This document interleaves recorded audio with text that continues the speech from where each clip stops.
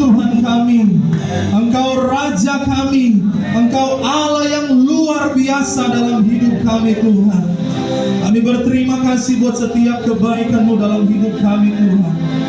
Hari ini kami terkumpul di tempat ini, kami percaya semua karena kemurahan Tuhan, semua karena kebaikan dan anugerah Tuhan yang luar biasa dalam hidup kami.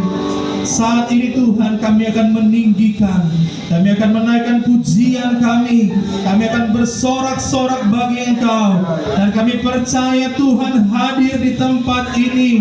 Tuhan siap melawati setiap kami, memberkati setiap kami. Dan kami percaya di tempat ini tidak ada kuasa lain selain kuasa Tuhan yang bekerja. Kami terlalu yakin Tuhan, hadirat Tuhan nyata di tempat ini, sehingga kami semua memiliki kebebasan untuk memuji memuliakan nama-Mu ya Tuhan. Terima kasih Tuhan, terpujilah nama-Mu. Jalan ibadah kami serahkan ke dalam tangan-Mu. Kami percaya campur tangan Tuhan nyata dalam ibadah kami. Terima kasih Tuhan, terpujilah akan nama-Mu. Kami mulaikan ibadah kami buka dan alaskan dalam satu nama yang ajaib, yaitu dalam nama Tuhan Yesus Kristus. Haleluya. Amin. Silakan duduk kembali. Sekali lagi, Shalom. Bagaimana kabarnya? Haleluya. Puji Tuhan. Haleluya, puji Tuhan. Puji nama Tuhan. Beri senyum terbaik, salam kanan kiri, minimal 5 orang katakan Yesus Raja Damai. Haleluya.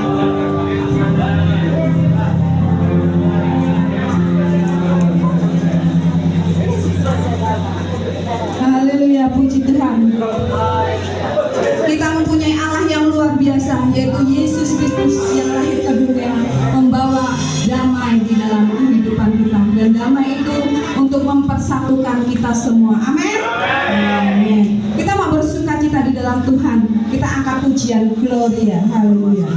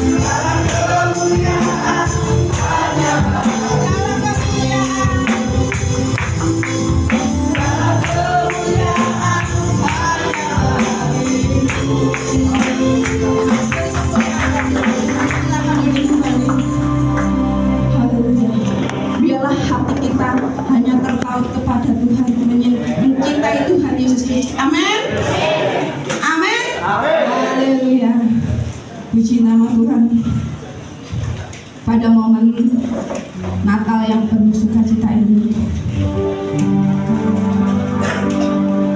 Kita menyalakan lilin sebagai tanda kehadiran Kristus Sang Raja Damai dan terang dunia.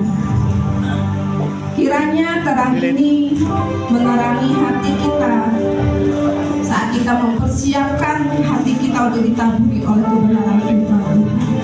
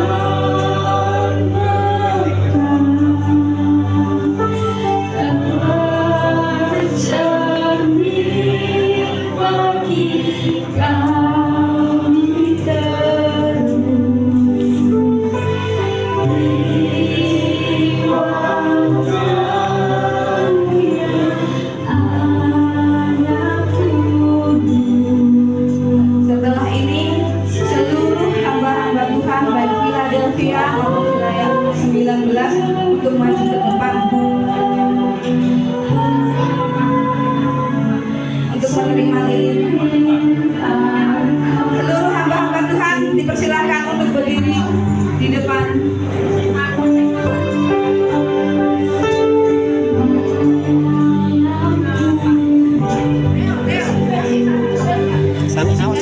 Awas. Keluar sana, keluar.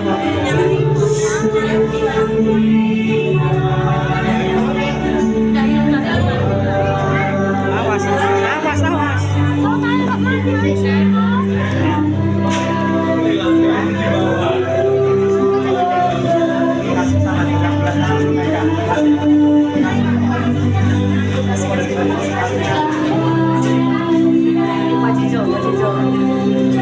Kasih lilin.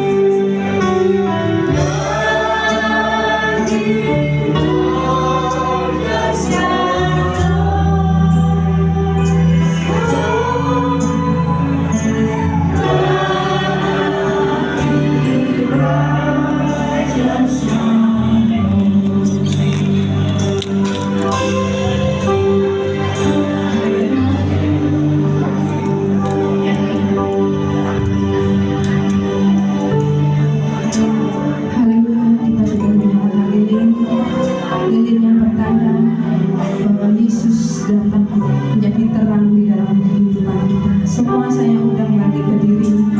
Kita mau mempersiapkan hati kita untuk ditaburi oleh kebenaran firman Tuhan. Haleluya Yesus, haleluya, haleluya. Dan biarlah Kristus yang menjadi satu-satunya pengharapan di dalam kehidupan kita. Apapun yang kita alami, apapun yang kita hadapi, pandanglah kepada Yesus, karena Yesuslah satu-satunya yang menjadi pengharapan di dalam kehidupan kita. Haleluya, kita angkat pujian ini. Haleluya Yesus.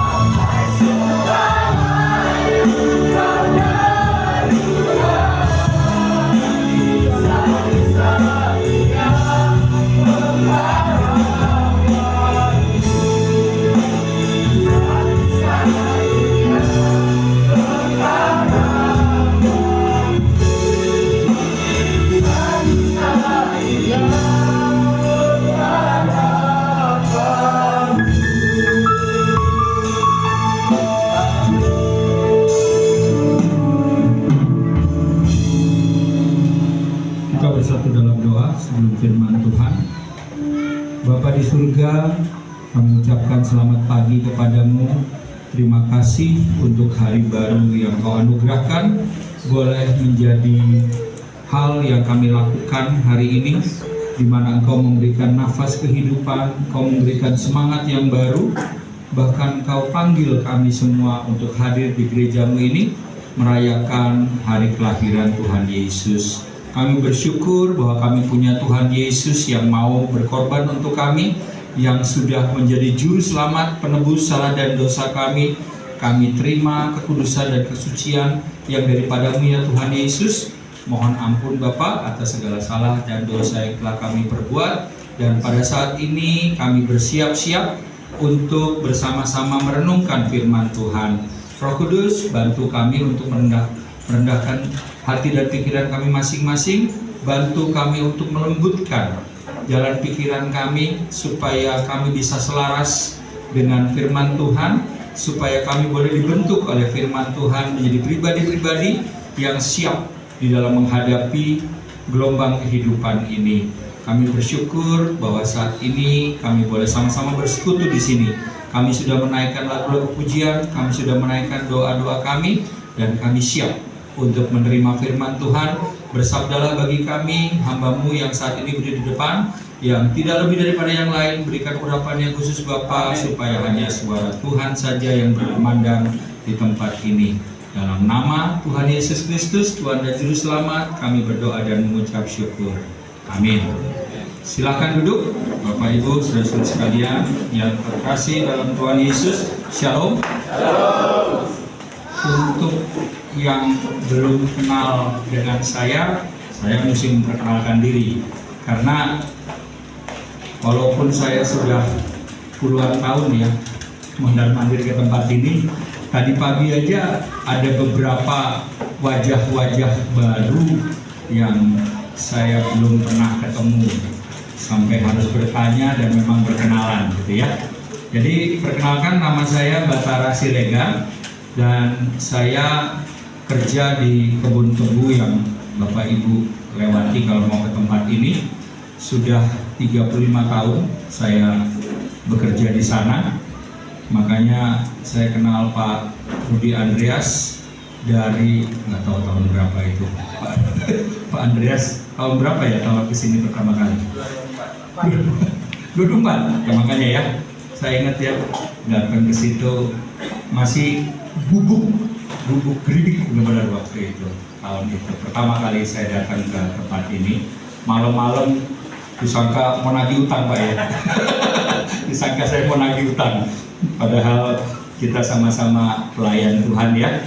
Jadi saya punya istri dan anak-anak ada di Tanjung Karang, dan saya juga mengisi waktu saya seberapa yang ada waktu saya, karena kayak hari ini contohnya hari kerja ya, ini hari kerja saya dicutikan, tapi ya dari pagi sampai udah parkir aja tadi mobil masih terus telepon ada, dan ada beberapa keputusan yang saya mesti ambil. Terakhir masih di depan sini masih ada satu telepon lagi, setelah itu udah saya tutup aja teleponnya udah, karena udah mau mempersiapkan diri untuk bisa bawa firman Tuhan. Saya diberi beban firman Tuhan itu sama tuan rumah di sini dari Efesus 2 ayat 14. Terbuka ini. Efesus 2 ayat 14. Wow, ini ya. Apa namanya? Backlight.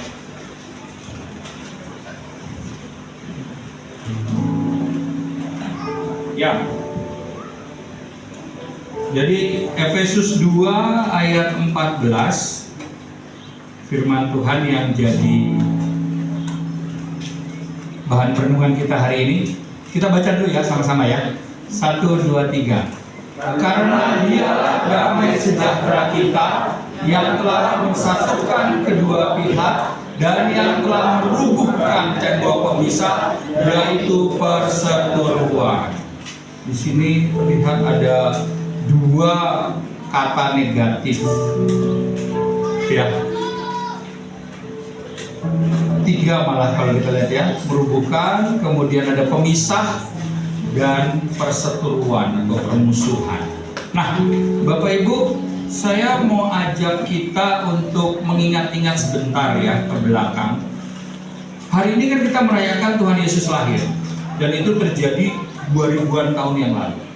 Nah, kalau kita mundur sejarah, maka sebelum Tuhan Yesus lahir, itu Allah kita ini sempat 400 tahun, gak tanggung-tanggung, 400 tahun Tuhan tidak berbicara kepada bangsa Israel. Jadi ada masa kosong, sama sekali tidak ada komunikasi antara Tuhan dengan umatnya selama 400 tahun. Dan kalau mungkin bahasa sekarang kita bisa bilang ngambek, kayak Tuhan kayak ngambek gitu. Bukan ngambek, tapi itu memang faktanya. Nah, ayat yang baru saja kita baca itu diakhiri dengan kata perseteruan, artinya konflik, artinya ada ketegangan di antara dua pihak. Dan hari ini kalau saya menyimpulkan, pada waktu dua orang atau lebih berseteru atau tegang, maka penyebabnya pasti dan selalu, kalau bukan iri, sombong. Kalau bukan karena tersanjung, tersinggung. Itu penyebabnya. Dan kalau kita lihat di hidup kita ini, kan kadang-kadang terjadi musibah ya di hidup ya. Di Alkitab tuh ada loh kata hari sial. Ada hari sial. Dan itu bisa terjadi kepada seorang manusia. Bisa itu piring pecah, masih murah gitu ya, piring pecah. Saya beberapa hari yang lalu dalam perjalanan dari arah Poltek Tubaga, saya ditunggu rapat jam 11, kok di Menggala ban saya malah gembos. Contohnya itu. Jadi cari akal, dan untungnya memang, ya bukan untung ya, memang Tuhan sediakan selalu orang-orang terbaik dan tempat-tempat di mana saya bisa dapat bantuan, sehingga nyampe ke tempat rapat, kita bilangnya A2 itu ya, itu masih nggak terlambat. Contohnya begitu. Tapi yang jelas ada bisa faktor alam atau faktor manusia yang menyebabkan orang kena musibah atau sial. Dan hari ini saya mau ajak kita renungkan faktor manusia apa saja yang Tuhan Yesus bawa untuk kita jadikan teladan. Kita hari ini merayakan kelahiran Tuhan Yesus. Maka saya ajak kita renungkan apa saja sih oleh-olehnya Tuhan Yesus yang ada sampai hari ini untuk kita pakai, supaya yang seperti saya katakan tadi, bisa kena sial. Saya tadi kan gembos ban, bisa kena sial gembos ban, tapi Tuhan selalu masih sediakan jalan keluar, kalau bahasa kerennya solusi gitu. Selalu masih ada solusi-solusi untuk kita bisa mengatasi atau bahkan saya katakan melompati masalah-masalah kita. Nah, Bapak Ibu, kalau saya mau ajak kita lihat dari firman Tuhan, saya mulai dengan firman Tuhannya, baru penjabarannya ya. Tolong deh, Kisah Para Rasul 20 ayat 35. Kisah Para Rasul 20 ayat 35.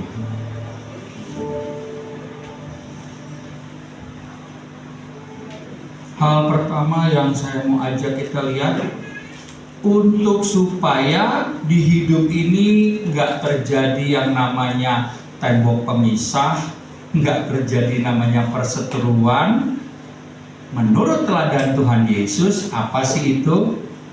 Ya, jadi nggak usah lihat yang atasnya ya, dari sini aja dilihat. Baca ya sama-sama ya. Dari kata adalah. 1, 2, 3. Adalah lebih berbahagia memberi daripada menerima. Sekondi. Cak mana pula bah, kata orang Batak. Ya kan? Kok dibilang adalah lebih berbahagia memberi daripada menerima? Loh, yang enak kan menerima ya? Itu menurut orang dunia. Tapi yang kita baca sekarang ini adalah Alkitab. Dan Alkitab ini, bagian ini adanya tuh sesudah Tuhan Yesus naik ke surga. Jadi ini kan termasuk oleh-olehnya. Adalah lebih berbahagia memberi daripada menerima. Saya kalau dipertanyakan, kalau kita lagi Bible study ya, lagi apa? Penelaahan Alkitab. Udah susah amat sih ngomongnya penelaahan Alkitab gitu ya. Itu kan dipertanyakan dong oleh peserta kan. Kok begini sih Pak? Oke. Saya kasih contoh yang mudah-mudahan Bapak Ibu juga langsung deal gitu dengan saya mengenai ayat ini. Jemaat di sini pasti pernah ada yang sakit atau sehat terus umur-umur. Ada yang pernah sakit? Jemaat sini ada? Ada. Pak Tikno nih sampai tak gotong dari Bandara Jaya untuk bisa pulang ke sini gara-gara sakit. Iya Pak Tikno. Ini Pak Tikno ini pendeta. Pendeta loh ini. Kamu berdiri dulu Pak sebentar Pak. Mungkin jemaat banyak yang kurang. Pak Tikno ini pendeta. Dia aja bisa rubuh, sampai masuk rumah sakit. Begitu pulang, tak tanya, gimana caranya mau pulang Pak? Masih bingung Pak katanya. Oke, kalau masih bingung, begini yuk. Ya, itulah kira-kira ya. Tapi artinya kan dia pernah sakit kan. Nah, saya ambil contoh, nggak usah jauh-jauh makanya ya. Saya dengan Pak Sutikno. Ini bukan ngenyek loh Pak ya. Tolong diterima jangan ngenyek ya ini ya. Ini bukan ngenyek. Kalau kita lihat keadaan pada waktu itu, Pak Tikno statusnya sakit. Berarti pada waktu itu Batara statusnya apa? Sehat. Oke. Itu dulu. Sekarang saya mau tanya, siapa yang lebih berbahagia? Yang sakit apa yang sehat? Makanya firman Tuhan tuh nggak pernah salah. Hah? Nomor satu kita lihat itu dulu. Saya yang statusnya sehat loh. Pak Tino yang statusnya sakit waktu itu. Ini masih di rumah sakit loh. Belum keluar nih dari rumah sakit. Udah keluar dari rumah sakit. Pertanyaan berikutnya sekarang. Kan saya tanya, piye mulih, ya kan? Pulangnya gimana nih? Belum tahu Pak. Garuk-garuk. Sedangkan saya pada waktu itu sudah punya solusinya. Jadi kalau secara kaya-kayaan, siapa lebih kaya nih? Nah, kalau kita indikan lagi, pada waktu itu loh ya, saya nggak bicara ini sesaat loh, kita bicara sesaat. Jangan bilang, oh berarti jadi pendeta lebih sengsara. Enggak ya. Enggak. Saya ambil contoh ini karena Bapak Ibu orangnya di depan muka dan kita bisa ngerti sama-sama di sini. Pada waktu itu, saya yang sudah punya solusi, Pak Tikno belum punya solusi. Kira-kira waktu itu yang lebih tertekan yang mana nih?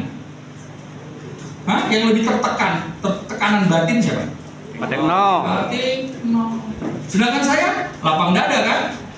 Betul nggak? Betul. Kenapa? Nah, saya berkata ke Pak Tikno, kalau gitu Pak, nanti pulang aja dulu ke rumah. Kan ke rumahnya Ivan, anaknya namanya Ivan, rumahnya Ivan. Pulang dulu ke rumah Ivan, nanti tak jemputnya. Kira-kira begitu kejadiannya. Nah, gimana? Udah bisa kita tinggalkan ya? Kisah Para Rasul 20 ayat 35 masih ada 3 lagi nih. Ya, lebih berbahagia kalau kita bisa menjadi pemberi daripada kita jadi penerima. Satu contoh lagi deh. Ini saya lihat Bu Messi soalnya nih. Halo Bu Messi. Saya teringat Pak Witono, oh ini bisa jauh amat sih. Aduh.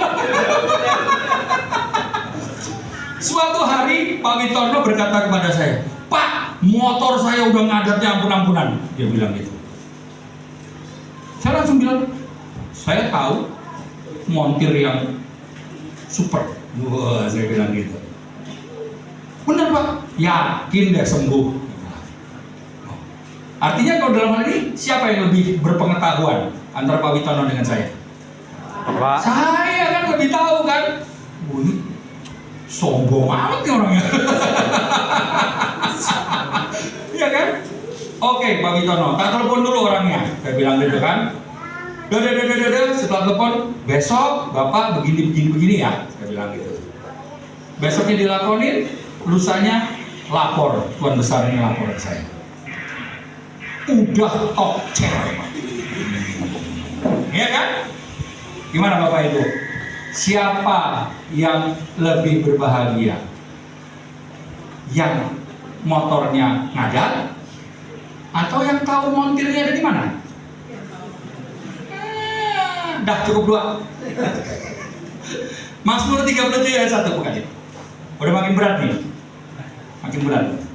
Kalau kita mau hilangkan yang namanya tembok pemisah, kalau kita mau hilangkan yang namanya perseteruan, maka, 371. Ya, kita baca ya. Dari Daud, 1, 2, 3. Jangan marah karena orang yang berbuat jahat, jangan iri hati kepada orang yang berbuat curang. Enak men. Langsung gitu kan ngomongnya. Enak men. Udah bikin jahat. Kok dibilang kita nggak boleh marah? Yang ini dulu nih, pertama dulu. Kenapa orang nggak boleh marah kepada orang jahat? Karena orang menjadi jahat bukan aslinya dia orang jahat. Paling kecil siapa di sini? Anaknya Pak Junri ya? Umur berapa Pak? Hah? Oh, udah gede mah 5. Yang lebih kecil lagi, adik kita tadi anak siapa tuh? Hah? Umur berapa dek, Bu? Nah, 16 bulan. 16 bulan lebih gampang kita jadi contoh. Siapa namanya? Hah? Kenes.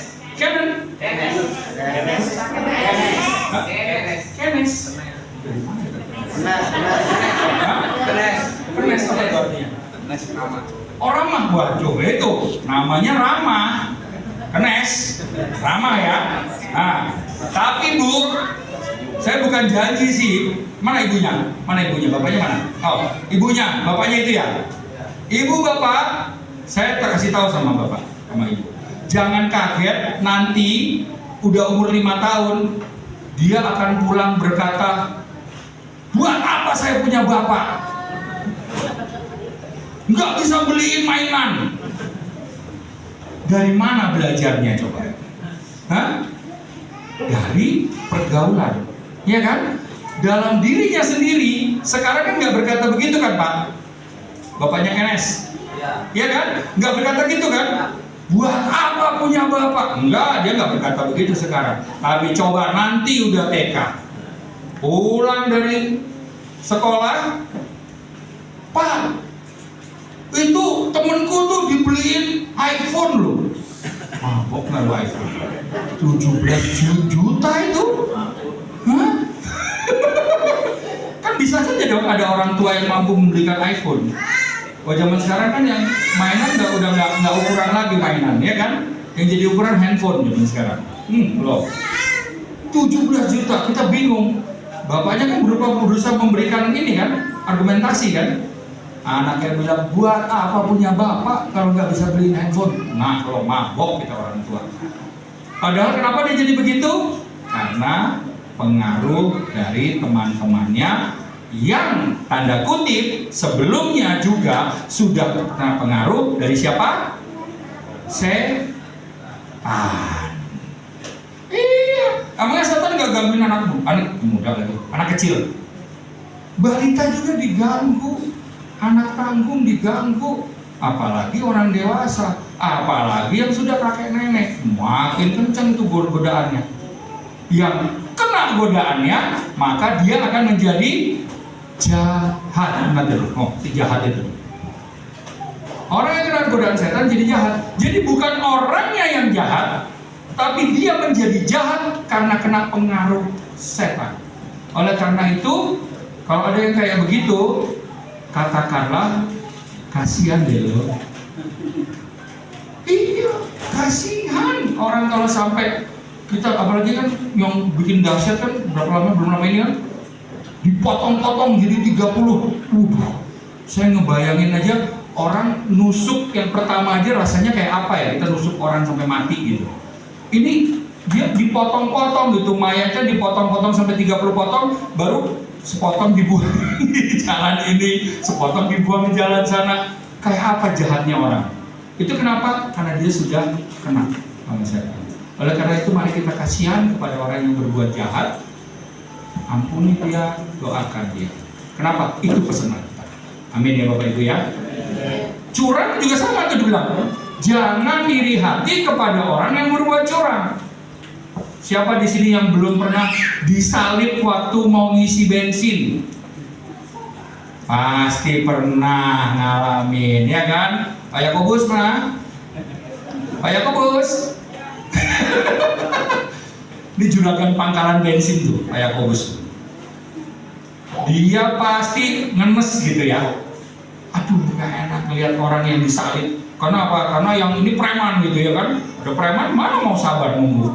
Pasti nyerobot. Yang diserobot karena takut aja. Ya sudahlah, silahkan. Tapi sudah dalam hati apa? Dongkol. Pesan firman Tuhan, jangan iri hati. Kenapa? Karena dalam diri setiap orang ada yang namanya rasa bersalah.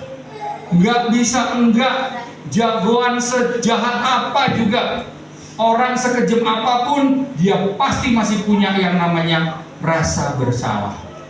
Dan rasa bersalah itu akan menyiksa setiap orang sampai dengan dia bisa mengatasi kesalahannya.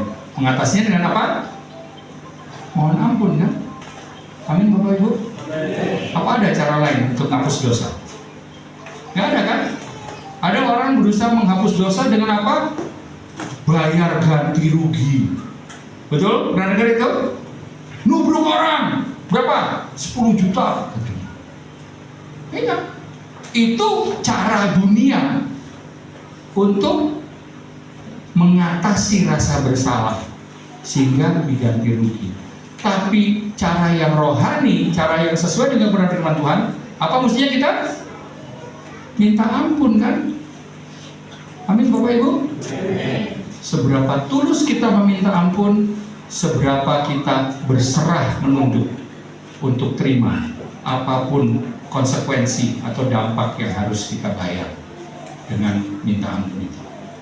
Dan saya percaya dari mata-mata yang saya lihat ini, kalian sanggup bayar itu. Amin. Yang ketiga, Matius 5 ayat 37. Matius. Ya. Ini kedengarannya gampang nih. Tapi ngelakoninnya, aduh, yuk coba kita baca 1, 2, 3. Jika ya, hendaklah kamu katakan ya. Jika tidak, hendaklah kamu katakan tidak. Apa yang lebih daripada itu berasal dari si jahat. Saya berani pamer ke anak buah saya. Kata tidak? Keluar. Dia anak buah saya asli. Makanya saya berapa kali saya ceritakan, sampai saking lagi ngomel saya, sampai saya lupa nama depan Gatot itu apa. Yang saya ingat malah nama belakangnya. Kamu kan Agus Sujoko. Orang-orang pada bingung. Kenapa? Karena saya pada waktu itu berusaha untuk menjelaskan bahwa orang hidup harus jujur. Orang kalau kerja harus tulus. Tulus itu kan gabungan dari jujur dan rela. Itu tulus. Kita bicara jujur dulu. Karena di sini kan dikatakan ya, tidak, lebih daripada itu berasal dari si jahat. Begini, orang yang biasa berbohong, maka orang tersebut gampang dibohongi. Nggak percaya? Manusia, namanya manusia, otaknya, sarafnya itu sama. Saya pamer kepada anak buah saya. Saya bilang bahwa saya ini orangnya mudah sekali mengenali kebohongan. Saya bilang gitu. Jangan coba-coba bohong sama saya, karena dari kamu bohong sampai dengan nanti kamu sendiri mengaku, itu biasanya kamu sendiri yang akan sukarela berkata, iya tadi bohong. Jadi lebih baik dari sekarang ngaku aja. Karena anak buah saya yang satu itu, ada Pak Gatot, makanya saya cerita open aja saya, karena ada dia saksinya. Kalau udah terbongkar gitu. Karena anak buah ini berkata, salah saya apa Pak? Kok enak udah bikin bahaya, terus berkata salah saya apa? Saya ajak dia ngomong ini itu. Akhirnya berdasarkan kesaksian Pak Gatot, mukanya langsung merah kuning hijau. Jadi memang kalau ada apa-apa tuh Tuhan udah sediakan ke orang-orang terbaik ada di samping saya. Kenapa? Karena pada waktu dia tidak mau mengaku, padahal bukti udah di tangan saya bahwa dia berbuat salah. Bukti udah di tangan saya. Tapi saya bilang begini sama dia, kalau kamu masih terus aja bikin salah, maka di fase kelima, di tahapan kelima, kan tahapan ada teguran, tertulis, di tahapan kelima adalah bahwa kamu harus, saya panggil Gatot, waktu kamu saya bina, saya apain kamu?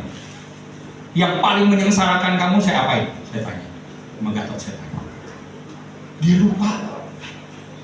lupa. Padahal itu yang paling sengsara untuk dia. Begitu saya bilang N, masih bingung. GI, ngi, masih bingung. Udah ngi, masih bingung. Kira-kira pembentukan apa? Kalau udah ngi, terusannya apa? Hah? Imbul itu bohongnya. Pembentukannya apa? Siapa tadi? Siapa nginap tadi? Bilang nginap. Pak Marbun. Nah, Pak suruh nginep di rumahku 2 minggu waktu itu. Makan di meja sama saya, nonton TV sama-sama. Kamar mandi sih ada banyak di rumah saya. Nggak usah gantian kamar mandi, masih bisa kamar mandi yang mana. Tapi apa? Berangkat kerja dengan saya, ikut di rapat, kalau yang nggak rahasia, ikut di rapat dengan saya, pokoknya ikutin saya selama 2 minggu. Saya mau ke Indo Lampung, saya mau ke Bandar Lampung, saya mau kemana, ikut terus ke orang. Bu Inti ingat waktu itu, waktu kejadian itu Bu Inti? Ya Pak.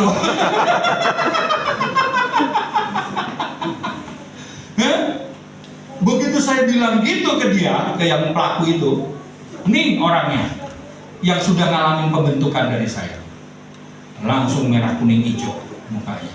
Kenapa? Dia langsung mikir, alangkah sengsaranya hidupku. Iya kan? 2 minggu harus ngintilin bos kemana-mana. Padahal kan dia biasanya itu kan udah bikin salah terus nggak ngaku. Kan udah kebiasaan dia gitu. Ya nggak Bapak Ibu? Jadi apa? Di situ yang ingin saya kasih contoh kepada Bapak Ibu untuk bisa sampai tahapan itu adalah gini, contohnya gini. Bapak Ibu tahu permen? Sekarang permen yang manis, Fox ya, manis ya, manis. Nah, lagi makan Fox nih, lagi anak-anak manis, yang manis loh, Fox yang manis. Terus tuan rumah, bawakan itu tempatnya Pak Andreas ya. Tuan rumah keluarin teh manis. Kira-kira terasa manis nggak? Enggak. udah nggak terasa manis. Kenapa? Mulut kita kan udah dipenuhi sama si permen. Seperti itulah kebohongan kalau Anda biarkan. Makanya saya bilang orang yang biasa berbohong, dia akan mudah dibohongi. Kenapa? Dia udah biasa bohong, jadi begitu dibohongin udah nggak terasa lagi sama dia. Mau begitu Bapak Ibu? Enggak kan? Puji Tuhan kalau nggak mau. Siapa tahu ada yang mau. Oke ya, mengenai kejujuran ya. Ingat nih, apa yang lebih daripada itu berasal dari si jahat. Nah, ini yang paling berat. Yuk deh, Kolose. Ini yang paling berat.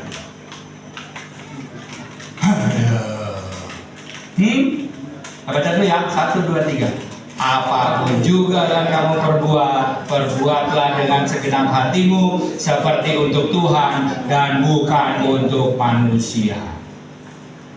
Julid. Siapa yang di sini nggak tahu arti kata julid? Banyak yang nggak tahu ya? Oke, saya ganti kata julid. Gosip.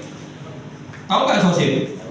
Nah, kalau gosip tahu, julid nggak tahu. Karena yang tahu julid tuh si ini siapa? Kok begini jadi lupa gue nama anak lo. Siapa? Anaknya namanya Pak Wito? Michelle. Kalau Michelle nggak ngomong gosip, ngomongnya julid. Nah, gitu. Bapak Ibu, kalau kita mau ambil kata ini, kalau kita bicara soal julid, ya, kan salah ini perbuatan seperti untuk Tuhan dan bukan untuk manusia. Saya mau tanya, kalau Bapak Ibu saat ini sambil duduk itu ketiduran, saya lihat sih nggak ada yang ketiduran sih di sini. Tapi kalau kebaktian biasa, kalau yang memang udah dasarnya dari begadang kali ya, kalau di begadang, begitu mulai khotbah malah, ya kan? Kalau Bapak Ibu tidur di gereja, itu artinya memperhatikan Tuhan atau cuekin Tuhan?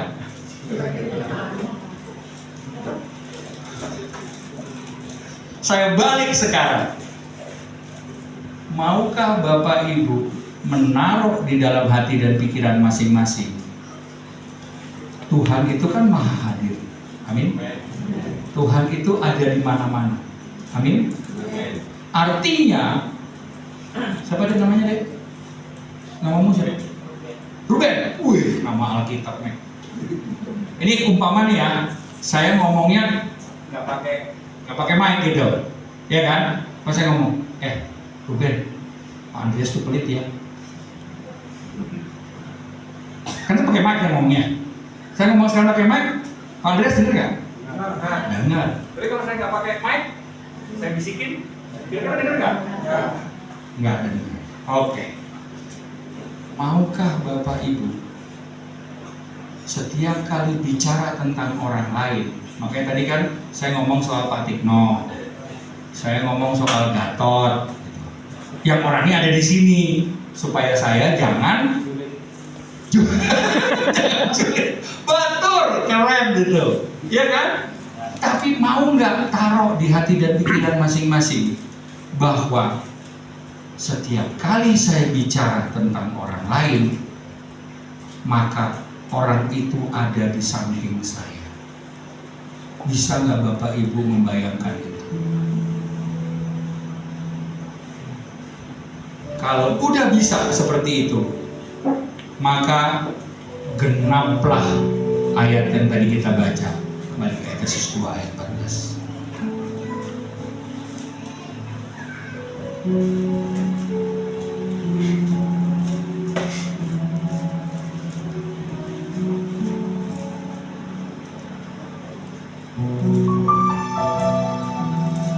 Ini pembicaranya repot amat sih gue. Si Ruben grogi lagi jadi. Tenang aja Ben, tak tunggunya. Efesus 2 ayat 14. Ya, kita baca sama di sini kan? merubuhkan tembok pemisah, yaitu perseteruan. Kalau kita mau lakukan itu semua, Kisah Para Rasul, Mazmur, Matius, terakhir Kolose, maka nggak ada tembok pemisah. Karena yang terakhir tadi itu masalah salah sangka kan, masalah keceplosan di bahasa Indonesianya itu sering sekali terjadi. Maunya ngomong bagus, akhirnya malah menjelek-jelekan. Tapi kalau kita selalu mau taruh di hati dan pikiran kita, saya ngomongin Joshua Sembiring, maka saya harus taruh dulu kacamata Pak Joshua ada di sini, ya Pak. Baru saya ngomong ke Pak Stefanus. Contohnya, kalau kita bisa begitu, maka kita akan jadi orang-orang yang merubuhkan tembok pemisah. Amin Bapak Ibu. Mari kita bersatu dalam doa. Bapa di surga, kami berterima kasih bahwa kami boleh belajar firman Tuhan bersama di tempat ini. Engkau menuntun kami di dalam kasih sayang Roh Kudus, sehingga kami mempunyai hikmat untuk bisa mengingat firman Tuhan, dan kami mau untuk melakukan firman Tuhan sepulang kami dari tempat ini. Sertai kami dalam setiap langkah hidup. Ya Bapa, berikan kepada kami kasih karunia-Mu yang sungguh indah, yaitu keberhasilan dan keberuntungan boleh menjadi milik kami dalam setiap langkah hidup, karena Engkau sangat baik kepada kami. Tuhan Yesus, Engkau sudah lahir bagi kami, Engkau sudah berkorban bagi kami, Engkau meninggalkan teladan-Mu yang indah. Kami mau iring Tuhan Yesus terus dalam setiap langkah hidup kami. Sertai kami dan berkati kami secara khusus. Kami berdoa untuk Bapak Pendeta Budi Andreas beserta ibu, anak-anak. Berkati mereka dalam setiap langkah hidup pelayanan mereka, supaya boleh menghasilkan buah-buah yang indah di dalam keadaan hidup ini. Bapak, terima kasih untuk kasih sayang-Mu ke kami semua. Dalam nama Tuhan Yesus Kristus kami berdoa. Amin.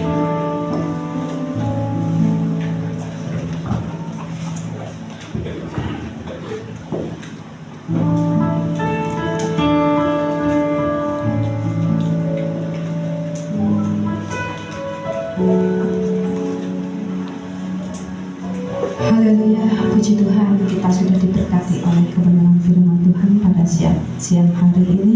Terima kasih buat hambanya yang sudah menyampaikan kebenaran firman Tuhan. Kita akan memberikan yang terbaik buat Tuhan pada saat siang hari ini. Kita angkat pujian, aku diberkati, aku dilimpahi.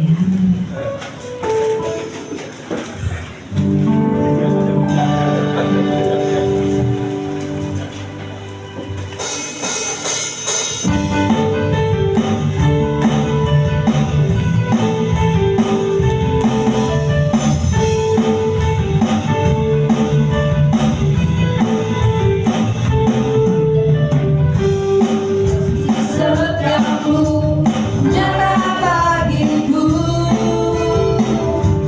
hikmat kebajikan tersedia bagiku. Sebab Allah sanggup melimpahkan segalanya, dan anugerahnya sangat besar bagiku. Aku diberkati, aku dilimpahi, karena Allah sanggup untuk menyediakan